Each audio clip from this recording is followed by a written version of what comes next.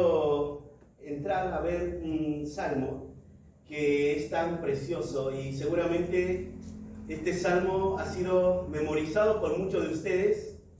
Tiene tanta ricura dentro de esto y quisiera ver contigo varios detalles y al final, como el salmo dice, debemos alabar a Dios por estas características que vamos a ver en esta noche. Permítanme orar y dejar ese tiempo en las manos de Dios.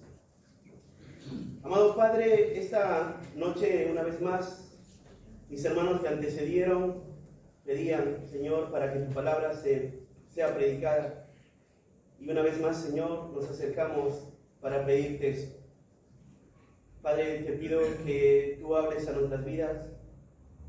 Te pido, Señor, que se afirme razones para alabarte. Te pido, Señor, que personas que aún no te conocen hoy puedan escuchar quién eres tú y temblar delante de ti. Y Padre, glorifícate a ti mismo a través de tu palabra. Que Cristo sea exaltado, Señor. Ten el control de mi mente, mi corazón, mis emociones. Gracias por este momento. Oramos agradecidos en el nombre de Hijo Jesús. Amén. Bueno, Salmo 139, hemos leído del versículo 1 al versículo 24 y no vamos a estudiar todo el Salmo, los 24 versículos. La iglesia, allá hemos estado estudiando el Evangelio de Mateo y luego hemos parado porque habíamos terminado ya después de cuatro años y medio de estudiar Mateo. Y antes de arrancar otro libro más, estaba pensando qué meditar con la iglesia y hemos estado estudiando algunos salmos y los salmos realmente han sido fascinantes. Es tan hermoso todo lo que hay acá. Entonces, el pasaje que vamos a estudiar está en un libro más citado de todo el Antiguo Testamento, o de toda la Biblia. Porque los salmos, muchos de nosotros recurrimos para memorizarlo, para traerlo frente a nosotros cuando pasamos distintas circunstancias. Pero olvidamos lo que el salmo en sí mismo contiene. Y eso es lo que quiero ver. Bueno, te decía, este libro es tan citado por muchos creyentes y tan memorizado. Este libro es el himnario del pueblo de Israel. Tiene bastantes peculiaridades que los libros de hombres teólogos, cuando estudian esta parte de la poesía, por ejemplo, te mencionan que es el proyecto más largo porque ha sido compuesto alrededor de 1000 años. Imagínate, el primer salmo al último salmo hubo un tiempo de 1000 años. Es el libro más grande, tiene 150 capítulos. Y dentro de este libro tenemos el capítulo más largo, que es el Salmo 119. Y también tenemos el libro o el capítulo más corto, que es el Salmo 117. Es el libro que tiene mayor cantidad de autores. Y te decía que, aunque es memorizado por nosotros, sabes que el Nuevo Testamento cita más los salmos que otros libros.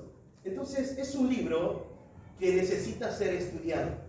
Ahora, tiene tanta profundidad y tiene tanta complejidad porque te decía que ha sido escrito alrededor de 1000 años. Y este libro, aunque lo tenemos como un libro, en realidad son 5 tomos juntados. Y es el libro de los Salmos. Este libro era un cántico y muchos, cuando se compilaron por distintas personas. Y entonces servía para alabar a Dios, para exaltar sus promesas, para pensar en lo que es la llegada del Mesías o lo que esperaban al Mesías. Este salmo el libro de los Salmos es tan precioso. Ahora, hoy en día se ha diluido, pienso, cómo componen músicas, pero yo doy gracias a Dios porque desde que conocí la iglesia, la bíblica palabra de Cristo, y ahora esta iglesia, escucho los cánticos y los cánticos te expresan esto. Expresan contenido teológico de quién es Dios. Pero lamentablemente yo vengo, por ejemplo, de un contexto donde no necesariamente, de mi infancia, no necesariamente había cánticos que expresaban contenido teológico. Y hoy en día hay muchos países, muchas ciudades donde no se preocupan de esto, compositores donde no se preocupan el contenido dentro de las canciones. Pero los salmos, al contrario, va a ser como ese ejemplo para que hombres que componen música debieran ver en los salmos cómo los que escribieron tuvieron criterio para poder componer y alabar con razones tan lógicas y sabias de la persona de Dios. Entonces, los salmos están tan hermosos. Un predicador dijo esto: estas canciones fueron escritas para mover todo el ser, para impactar las mentes de las personas. Y cuando la mente sea impactada, va a dirigir su voluntad. Entonces, si tú solamente leyeras los salmos de manera adecuada, va a impactar tu mente. Y si tu mente es impactada, dice este autor, tus hábitos van a cambiar. Entonces, quiero ver contigo este salmo, el Salmo 139. Ahora, hay un problema acá en todo esto, porque no podemos ver el texto sacándolo de su contexto. Yo te decía, hay cinco tomos. Y el último tomo es desde el comienzo del 107 al 150. Es el último tomo de los 5 tomos, que es el libro de los Salmos. Ahora, el que escribe este salmo es el rey David. Pero fue compilado, este salmo, muchos creen que lo hizo en el tiempo de Esdras. ¿Y sabes quién es Esdras? Esdras es el que regresa con un grupo de la cautividad ahí de Babilonia, regresa para que avive el corazón de los judíos que ya estaban ahí en Jerusalén. Y Esdras va a cumplir una función de llevar al avivamiento a través de la ley. Esdras, juntamente con Nehemías, van a preocuparse por la vida ahora de los que están en Jerusalén. Entonces, si este salmo que escribió David hace más de 600 años antes, luego ellos lo compilaron, va a tener un propósito especial en el contexto de Esdras y Nehemías, buscando un fin, que vean quién es Dios. Y entendiendo quién es Dios, se va a repercutir en la vida de ellos. Van a tener que tener temor, porque esta era una alabanza, y van a tener que tener en su mente las características de un Dios que tiene una naturaleza única. Ahora, pero te decía que el que lo compuso es el rey David. Y algunos han dividido la vida de David en 5 partes. Y la última parte de su vida, cuando ya está quizás en el ocaso de su reinado, es que compone este salmo. Entonces piensa esto: David, si compone este salmo, él lo hace con una madurez teológica, entendiendo quién es Dios. Él ve y examina y piensa quién es ese Dios, y él va a comenzar a escribir para tener unas razones válidas por qué él debe ser alabado. Este salmo es muy personal del rey David. Ahora, 600 años después, Esdras lo va a compilar. ¿Para qué? Juntamente con otros salmos. Para avivar al pueblo de Dios y pueda ver el pueblo de Dios quién es Él, para llevarlo a una santificación. Dice, aparte de las naciones paganas, que justamente por ver a las naciones paganas, Dios los ha disciplinado. Entonces, contigo quiero ver este salmo y también ver razones válidas por qué debemos alabarle a Él. Así que vamos a empezar. Permítanme citar solo los pasajes que vamos a ver. Dice el versículo 1: Oh Jehová, tú me has examinado y conocido, tú has conocido mi sentarme y mi levantarme, has entendido desde lejos mis pensamientos, has escudriñado mi andar y mi reposo, y todos mis caminos te son conocidos. Pues aún no está la palabra en mi lengua, y he aquí, oh Jehová, tú la sabes toda. Detrás y delante me rodeaste, y sobre mí pusiste tu mano. Tal conocimiento es demasiado maravilloso para mí, alto es, no lo puedo comprender. El rey David va a empezar a dar una razón válida por qué debe alabar a Dios. Y la primera razón que él va a encontrar es por su omnisciencia. Entonces, el primer punto, si quieren anotar, es: alabemos a Dios porque Él conoce todo de nosotros. Alabemos a Dios porque Él conoce todo de nosotros. A ver, fíjate cómo inicia este salmo. Este salmo inicia diciendo así: Oh Jehová, tú me has examinado y conocido.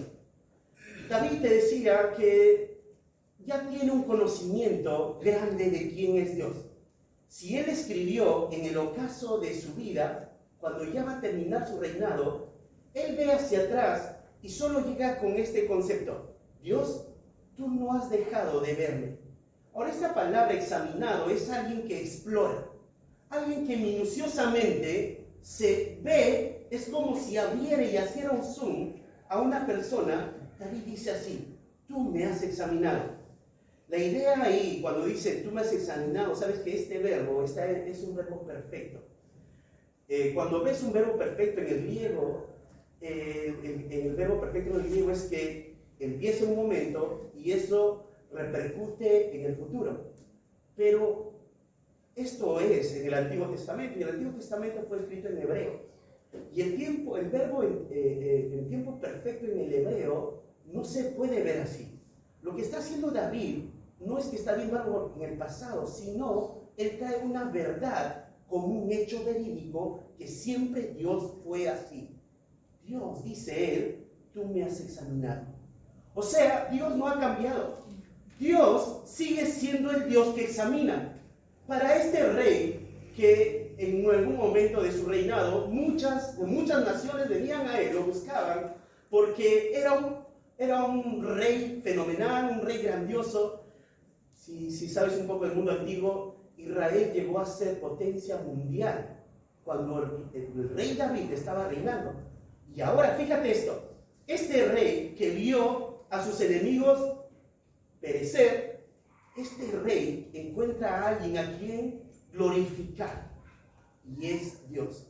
Y por una razón, dice acá: tú me has examinado. La idea es: tú has considerado detalladamente, has visto, me has analizado, con el fin de descubrir un significado. ¿Sabes? Dios no ha cambiado. Si tan solo nosotros paráramos con esto, tú me has examinado, entendiendo que Él no cambió, sigue examinándonos, temblaríamos. Porque Dios nos examina. Y no solo dice esto, dice: oh Jehová, tú me has examinado, pero usa otra palabra más. Dice: tú me has conocido. Y la palabra conocer es adquirir conocimiento a través de una observación.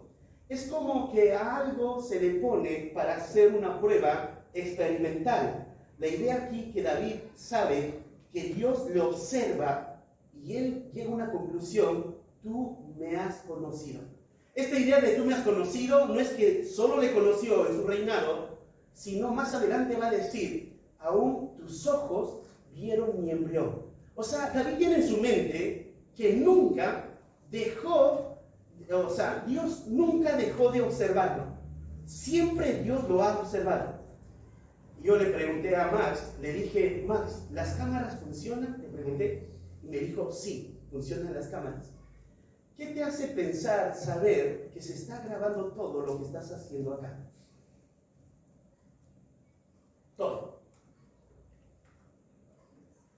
Ahora, estos son en cierta manera, las cámaras son deficientes, porque solamente puede ver hacia dónde está dirigido, y es limitado. Los ojos de Dios no. Acá la idea es que Dios es omnisciente y que conoce todo. El Salmos 1:6 dice: porque Jehová conoce el camino de los justos. Esa es la misma idea. Él conoce, Él observa, Él tiene el conocimiento previo. No necesita que alguien le diga cómo es Samuel, porque Él conoce cómo es Samuel. No necesita que alguien le describa qué es lo que hay en mi mente, porque Él sabe todo lo que hay en mi mente. Él me ha conocido, Él me ha examinado. Salmo 142:3 dice: cuando mi espíritu se angustiaba dentro de mí, tú conociste mi senda. Jehová es el que conoce. Ahora fíjate el versículo 2. Dice: oh Jehová, tú me has examinado y conocido. Fíjate el 2. Tú has conocido mi sentarme y mi levantarme. ¿Qué quiere decir David acá cuando dice: tú has conocido mi sentarme y levantarme? Parece tan insignificante esto. Sentarme y levantarme tiene que ver con pararse en una silla y sentarse otra vez en la silla. Ahora, ¿por qué tan insignificante esto? Porque, a ver, si les hago una pregunta, ¿alguno de ustedes puede saber cuántas veces se ha parado y se ha sentado en toda su vida? Bueno, Dios lo sabe. Dios sabe cuántas veces te has sentado y cuántas veces te has parado. Para David esa idea pareciera insignificante, pero está maximizando a Dios, que no se le escapa nada. Aún lo insignificante lo sabe. Dios sabe tú sentarte y tú levantarte. Dios está viendo a los niños que están afuera, ¿qué están haciendo? Dios, Él es omnisciente. Y la idea de acá, mi sentarme y levantarme, a Él no se le escapó nada. Y no solo eso, es decir, has entendido desde lejos mis pensamientos. Para David dice, has entendido desde lejos. La idea desde lejos, más adelante David va a describir que Dios está en todos lados. Pero esa idea desde lejos, David entiende, como todo judío, que Dios habita en los cielos. Pero ese Dios de los cielos no necesita que alguien le cuente lo que hay en la mente de David. Desde lejos, dice él, has conocido mis pensamientos. Dios sabe, fíjate esto, los pensamientos de David. Pero algo más tienes que entender de esto. David está hablando de manera singular. Si cada uno de nosotros leyéramos esto de manera singular, seríamos, ¿cuántos sacamos? 50 leyendo de manera singular. Tú has conocido desde lejos mis pensamientos. ¿Cuántos millones de personas hay? Dios sabe todos los pensamientos en este momento de todas esas personas, de todas las millones de personas, en este preciso momento. Sabe tus pensamientos. Eso me abruma entender. Porque nosotros todavía tratamos de entender de una persona haciendo análisis, ¿no? O sea, viendo su comportamiento, tratando de saber por qué esta persona vive de esta manera. Pero a Dios nadie le puede explicar nada porque Él sabe todo. Sabe tus pensamientos. Esto impresiona. Esta idea de has entendido desde lejos mi pensamiento, es que cognitivamente es la idea de percibir mentalmente una situación. Nosotros solo somos criaturas. Criaturas, en un sentido pequeñas, insignificantes, y Él es el creador. Él no necesita pedir ayuda. Dios sabe todo. Dios sabe todo. Cuando pensaba en esto, cuando dice, has entendido desde lejos mis pensamientos, vino una historia de un personaje que va a ser expuesto ante otros ojos. Y este personaje es Natanael. ¿Te acuerdas cuando Jesús supo dónde estaba Natanael? Dice en Mateo 9, 4, 5, dice, y conocí, perdón, no está ahí. Es otro pasaje, ahorita voy a citar primero eso. Mateo 9, del 4 al 5, dice, y conociendo a Jesús los pensamientos de ellos, dijo, ¿por qué pensáis mal en vuestros corazones? Porque ¿qué es más fácil decir, los pecados te son perdonados, y decir, levántate y anda? Bueno, luego voy a hablar de Natanael, el ejemplo de Natanael. Pero primero acá quiero poner el ejemplo, ¿te acuerdas cuando abrieron el techo y bajaron al paralítico delante de Jesús? Y dice, el texto dice, ¿por qué pensáis mal en vuestros corazones? Jesús está diciendo de las personas que están alrededor, porque para ellos es molestia. Pero Jesús dice, ¿por qué pensáis mal en vuestros corazones? Y dice, es más, porque ¿qué es más fácil decir, los pecados te son perdonados, o decir, levántate y anda? Traigo este pasaje para ponerte una realidad. David está pensando en Dios, que conoce todo. ¿Sabes? Ese Dios que conoce todo, también Jesús comparte la misma esencia que el Padre. Él también conoce todo. Y ese pasaje es lo que había citado. Entonces David entiende que Dios está evaluando todo. No hay nada que escape de Él. Ninguna idea que nos parece tan pequeña. No sé si en algún momento alguien susurró algo y una mamá le dijo, ¿qué dijiste? No, mamá, no fue nada. No. No es que no fue nada. Para Dios ya lo tomó. Ya Él escuchó. Él sabe los pensamientos y sabe lo que dijiste con esa palabra. Entonces no necesita que digas algo en voz alta para que Dios sepa lo que hay en tu mente. Fíjate el versículo 3. Has escudriñado mi andar y mi reposo, y todos mis caminos te son conocidos. Otra vez la palabra escudriñar, la idea es ser informado de un hecho. En otra versión dice así, me vigilas cuando camino y cuando descanso, estás enterado de todo lo que hago. Otra vez esta verdad. Dice David, tú me vigilas cuando camino y cuando descanso. Otra vez esa idea de algo insignificante, cuando voy a dormir y cuando me levanto. ¿Quién está vigilando a una persona cuando está durmiendo? No hay nada que vigilar ahí, está durmiendo. Pero Dios aún todo eso conoce. Aún Dios todo eso sabe. Pero hay algo más, dice, te has enterado de todo lo que hago. Todos mis caminos te son conocidos. La idea es que el hombre tiene distintas facetas en su vida. ¿Sabes? A Dios nada es oculto delante de sus ojos.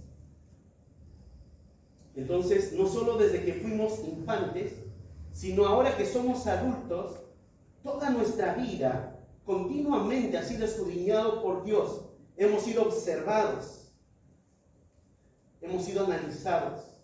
No es como una cámara, no es algo insignificante, es en los ojos de Dios que observa todo en todo momento.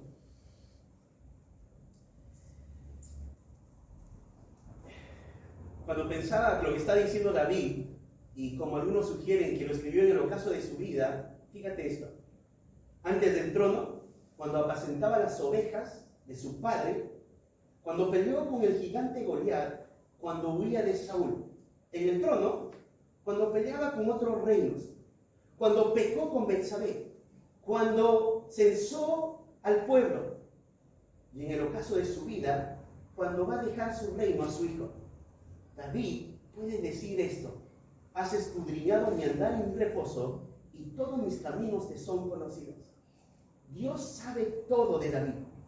Dios conoce todo. Entonces yo te decía, si tan solo esta verdad trajéramos a nuestra mente que Dios es un Dios omnisciente y que no necesita que el pastor le diga lo que tú eres, porque Dios sabe, traería temor a nuestra vida. Dios sabe todo de nosotros. Piensa esto. La semana que pasó, todos los pensamientos que has tenido, Él lo sabe. Ahora mismo, todo lo que estás pensando de la exposición, Él lo sabe. Ahora mismo, todo lo que está en tu mente, Él lo sabe. Todos los pecados que has tenido en tu mente, Él lo sabe. Y a veces, ni siquiera confesamos por los pensamientos que tenemos. Solamente confesamos de las cosas que hacemos. Nos acostumbramos a tener patrones de pensamientos pecaminosos. Y ¿sabes? Dice Dios, tú me has examinado y has conocido. Dios conoce todo, todo de nosotros. Y fíjate el 4. Pues aún no está la palabra en mi lengua, y he aquí, oh Jehová, tú la sabes toda. Esto tiene que ver con mis motivaciones. Ni aún dice la palabra está en mi lengua, o sea, Dios ve las motivaciones del corazón. Dios ya sabe lo que voy a decir, lo que va a salir de mis labios. Dios sabe con qué intención le digo a mi esposa, voy a llegar tarde. Dios sabe qué está moviendo mi corazón. No necesita que nadie le diga.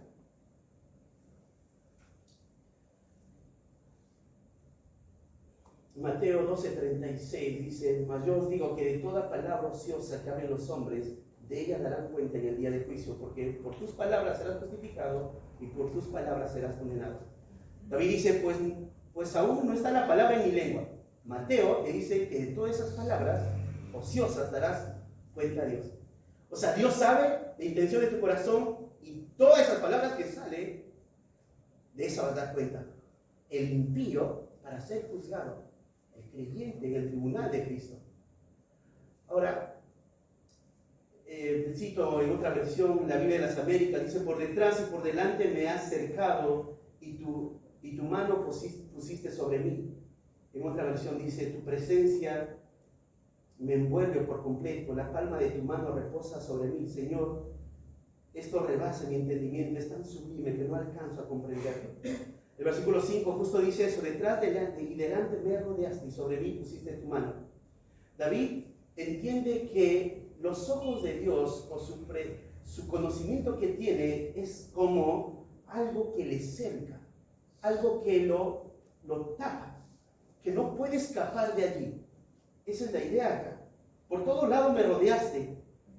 Ahora, cuando uno piensa que por todo lado nos rodea Dios, en cierta manera nos da seguridad, pero no solo debe darnos seguridad que Dios nos rodea, sino al contrario, nos debe dar temor, porque Dios sabe todo. Dice, no estamos fuera de Él, estamos en sus manos. Y esto habla de pertenencia. No podemos salir de Él. Es imposible que yo me crea independiente. Estoy examinado continuamente por Dios. Él es grande en sabiduría y conoce todo. Nosotros solamente somos creación. Por eso David, del versículo 6, va a decir, tal conocimiento es demasiado maravilloso para mí. Antes de ver esa parte, cuando dice, y sobre mí pusiste tu mano, la idea de, y sobre mí pusiste tu mano, David entiende que él gozó de privilegios de parte de Dios.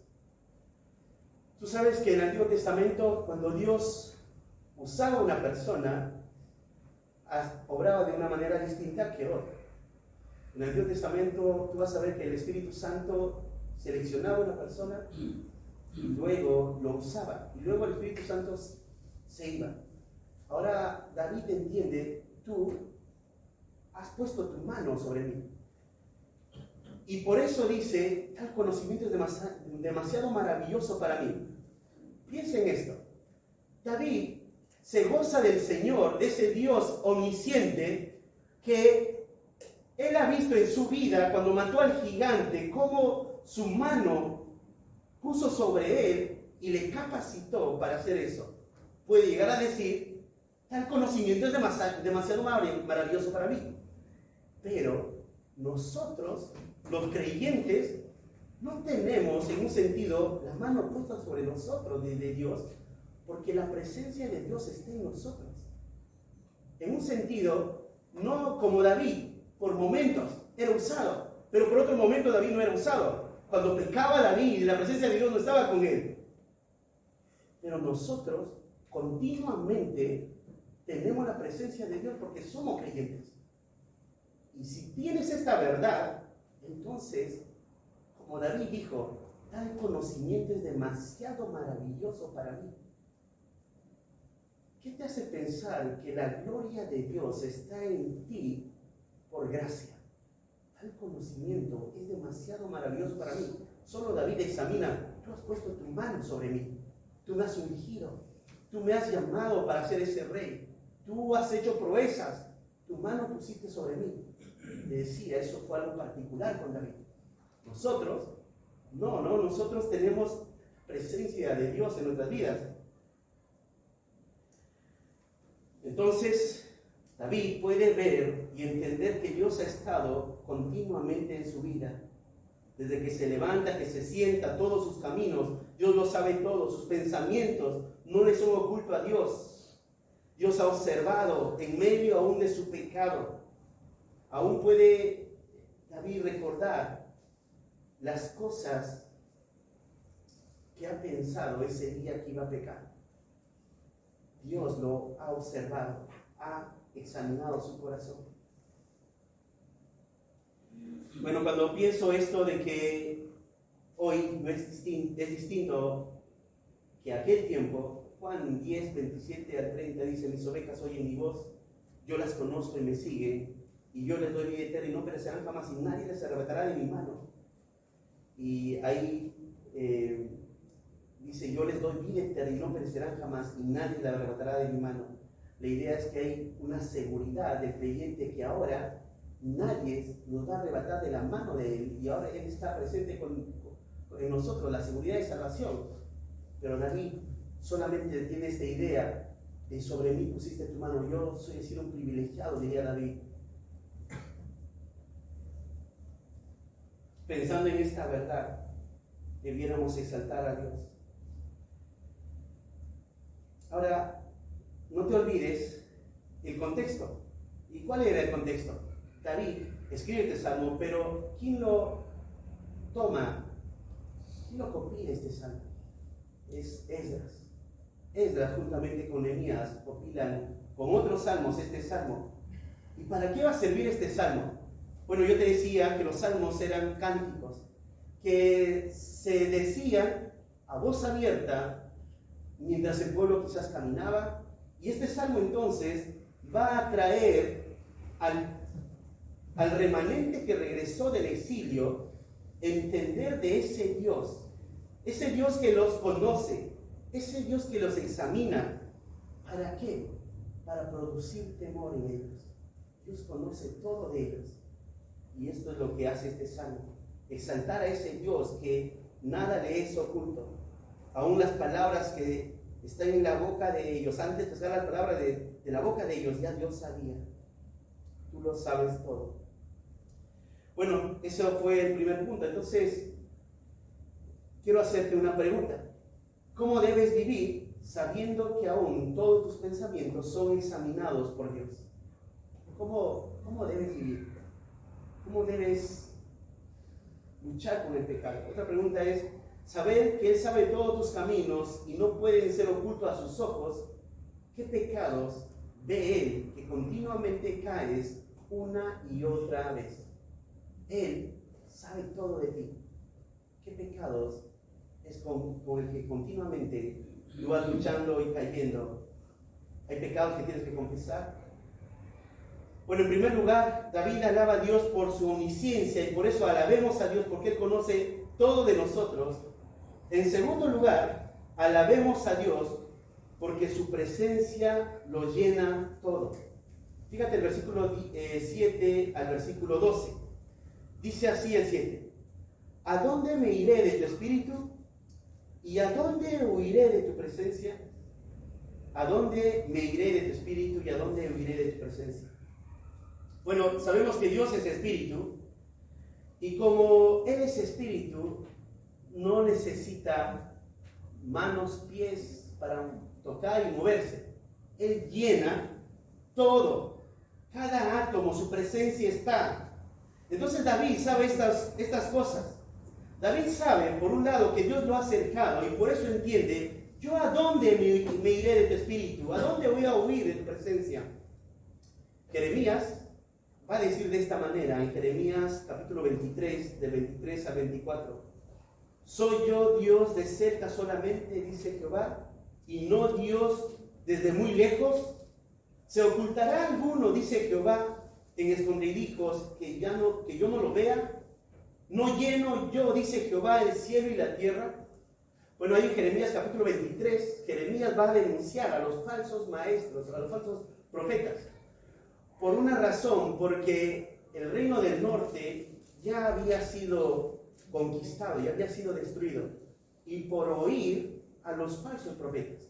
Ahora Jeremías, a estos falsos profetas que están en el sur, va a decirle Jeremías de esta manera, por medio de, Dios usando a Jeremías, ¿soy yo Dios de cerca solamente, dice Jehová, y no Dios de lejos, muy lejos? ¿Se ocultará alguno, dice Jehová, en escondiditos que yo no lo vea? Nadie se puede ocultar de Dios. Ningún falso maestro se puede ocultar de Dios.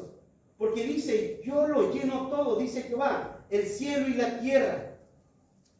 Salmos 136, 26 dice, alabad al Dios de los cielos, porque para siempre es su misericordia. Job 26, 6 dice, el Señor está descubierto delante de él y el abandono no tiene cobertura. ¿Qué quiere decir todo esto? El hombre no puede escapar del Espíritu de Dios. Dios está en todo lugar. Como Tremper Longman dice, la gente no puede esconderse del ojo que todo lo ve del Señor. Ya sea en los cielos, en lo más alto, o en los rincones más profundos de la tierra, o en las profundidades del mar, no puede huir de la presencia de Jehová. Piensa en esto. Si alguno de nosotros se saliera enojado de la reunión, pensando y diciendo, no quiero oír esto, y se va, no puede huir de la presencia de Dios.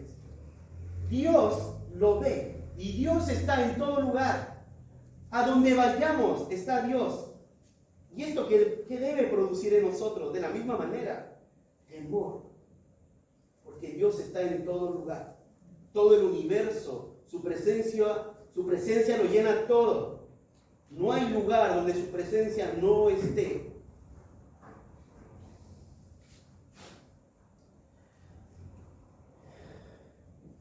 Alguien dijo esto: ante la sabiduría divina, el ser humano intenta esconderse. ¿No has visto ese patrón de personas como quisieran huir de Dios? Pero no hay nadie que pueda huir de Dios. Dios sabe todo, Dios conoce todo y Dios está en todo lugar. Bueno, Job 34:21 dice: porque tus ojos están sobre los caminos del hombre y ve todos sus pasos. Su presencia está en todo lugar. Versículo 8 dice: si subiera a los cielos, ahí estás tú. Y si en el Seol hiciere mi estrado, he aquí, allí tú estás. Si tomare las alas del alba y habitar en el extremo del mar, aún allí me guiará tu mano y me asirá tu diestra. Bueno, aquí vienen los supuestos. Fíjate cómo inicia. Si subiera a los cielos, allí estás tú.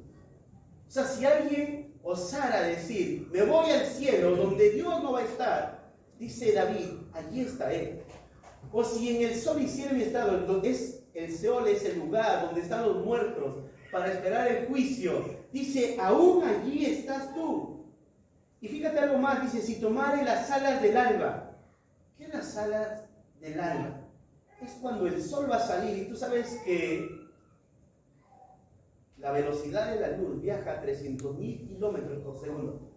Y si esa luz que viaja a esa velocidad tuviera, dice, una ala, y yo me agarrara de esa ala y viajara a esa velocidad, dice: aún allí me guiará tu mano. O sea, Dios es impresionantemente indescriptible en ese sentido. Es inmenso, llena todo el universo. Nadie puede salir y huir de su presencia. Por eso David sigue diciendo: si habitar en el extremo del mar, allí me guiará tu mano y me asirá tu diestra. El brazo derecho de Jehová, su fortaleza. Eso quiere decir: me asirá tu diestra. Versículo 11 dice: si dijere, ciertamente las tinieblas me cubrirán, aún la noche resplandecerá alrededor de mí. Aún las tinieblas no encubren de ti, la noche resplandece como el día, lo mismo te son las tinieblas que la luz. David llega a conclusiones bastante lógicas y él dice: como no puedo huir de ti, ¿sabes? Aún la oscuridad es como el día para ti. Tú me ves, no puedo esconderme. Pensaba así: ¿cómo podré tratar de esconderme de aquel que separó la luz de las tinieblas? ¿Cómo puedo huir de él que está en todo lugar? Es necedad. Necedad del hombre es creer que puede esconderse de Dios y no puede esconderse de Dios. Esto me da una idea, ¿no? Pensar: Dios, que está en todo lugar, está examinando los pensamientos de todos los hombres en este preciso momento, y a la vez su presencia está en todo lugar, y nadie va a poder excusarse delante de ese Dios, porque ese Dios lo ve todo, está en todo lugar y conoce todo. ¿Cómo podré esconderme de él? David comprendió que jamás podría escapar de Dios. Pero ¿sabes qué hace el pecado? El pecado te hace esto: te engaña, te hace creer que nadie te ve, es tan sutil y te dice el pecado: no, nadie se va a enterar. Y no es necesario que aún lo digas. Dios lo sabe todo. Dios conoce todo.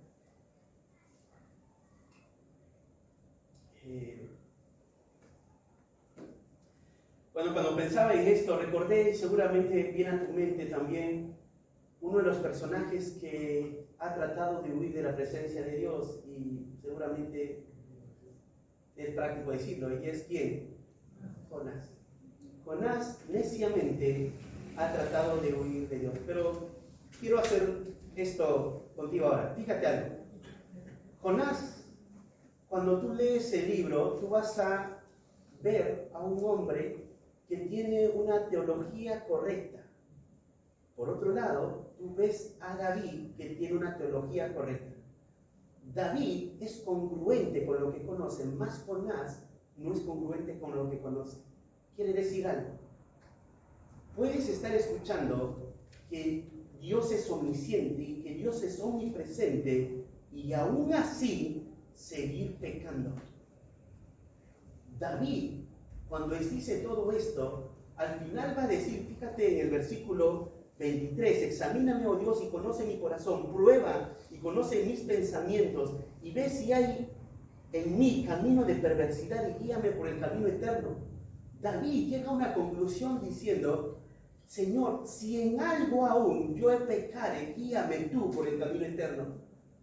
David, en este momento, cuando escribe este salmo, este himno, David es un hombre sometido a Dios, es un hombre temeroso de Dios, es un hombre que ha sido salvado por Dios, es un hombre que su fe es robusta, su teología es robusta, pero vive bajo eso lo que conoce. Jonás conoce teología, pero así huye. Así crees pensar que puede esconderse de Dios. Entonces tienes este patrón hoy en día. Personas que saben que Dios es omnisciente y no tienen reparo en que sus mentes continuamente tengan pecados, continuamente albergan pecados, pensamientos inadecuados y sucios que son pecaminosos, a pesar que saben que Dios es omnisciente. Y a pesar que saben que Dios es omnipresente, hay personas y creyentes que juegan con el pecado detrás de, no sé, una computadora, detrás de un celular, o cuando están manejando. Pareciera que ellos creen que nadie le ve, pero Dios los ve. Nuestra teología debe llevarnos a tener temor a Dios. David tenía temor de Dios. Y él puede decir esto: oh Jehová, tú me has conocido y he examinado. Bueno, el Salmo 138, 5, 6 dice: cantarán de los caminos de Jehová, porque la gloria de Jehová es grande, porque Jehová es excelso, atiende al humilde, más al altivo mira de lejos.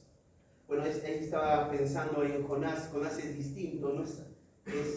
Es un hombre altivo y por eso Dios lo va a mirar de lejos, pero atiende al humilde. Y David es ese hombre humilde.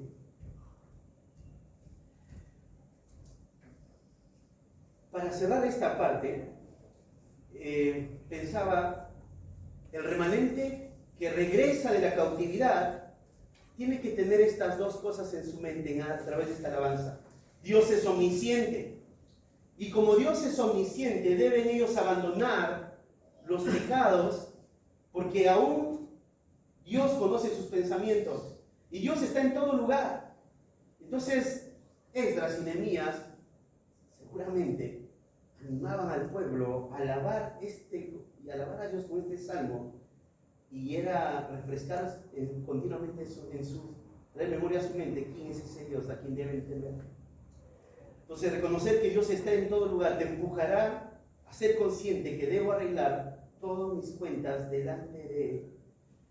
Ahora, quiero cerrar pensando esto. Hemos hablado solamente de dos aspectos de Dios: la omnisciencia y su omnipresencia, que está en todo lugar, que nada le puede ocultar de nosotros, o sea, no hay nada que nos pueda hacer que huyamos de Él. Él está en todo lugar. Quiero terminar pensando en esto. Hace momentos te hablé de Jesús, que Él también, te puse el ejemplo allí cuando bajaron a un enfermo, cuando la casa, ahí cuentan que estaban en Capernaum, estaba todo cerrado, lleno de gente. 4 amigos descienden y Jesús perdona sus pecados, y los demás dicen: ¿quién es este hombre que puede perdonar pecados? Y Él sabe los pensamientos. Dice, sabiendo los pensamientos de ellos, les digo, ¿qué es más fácil? Decir, tus pecados te son perdonados, o decir, levántate y anda. Jesús sabe los pensamientos. Pero no solo eso, también está la historia de Natanael. Porque vas a ver cuando Natanael está detrás de la higuera y Jesús va a decir: he ahí un judío verdadero. Y dice: porque detrás de la higuera te vi. ¿Cómo que detrás de la higuera te vi? Si Jesús estaba en otro lado. Bueno, Jesús es omnisciente. Y me trae a mi mente una historia de una mujer que un día se va a encontrar con Jesús. Y acá ves este patrón en Jesús. Jesús sabe sus pensamientos y sabe también quién era esta mujer. Y estuvo en todo momento. Esta mujer es una mujer samaritana y tú sabes esa historia. Y sabías que los samaritanos y los judíos no se llevan entre sí. Entonces Jesús va a estar ahí cerca de un pozo y la mujer continuamente iba a un horario determinado a sacar agua y va a hablar con Jesús. Y Jesús le va a decir, llama a tu marido. Y la mujer va a decir, no tengo marido. Y Jesús le dice, bien has dicho, porque 5 maridos has tenido. Fíjate lo que hace Jesús acá. Jesús descubre lo que hay en su corazón. Jesús puede saber cuántos maridos ha tenido y aún le dice, bien has dicho, porque has tenido todo esto. Esta mujer es descubierta ante un Dios, que Jesús es Dios, que sabe todo de ella. Por eso esta mujer queda sorprendida. Ahora, piensa en esto. Ese Dios que es alabado por David, un Dios omnisciente, un Dios omnipresente, la segunda persona de la Trinidad, se encarnó. ¿Sabes que Juan, el apóstol, dijo esto? Dijo, y aquel verbo fue hecho carne, y habitó entre nosotros, y vimos su gloria, gloria como el unigénito del Padre, lleno de gracia y de verdad. ¿Cómo vieron su gloria? La cara de Jesús no reflejaba o no brillaba. Su gloria era como Él. Las enseñanzas, lo que decía, lo que hacía. La gloria de Dios mismo. Vimos su gloria, lleno de gracia y de verdad.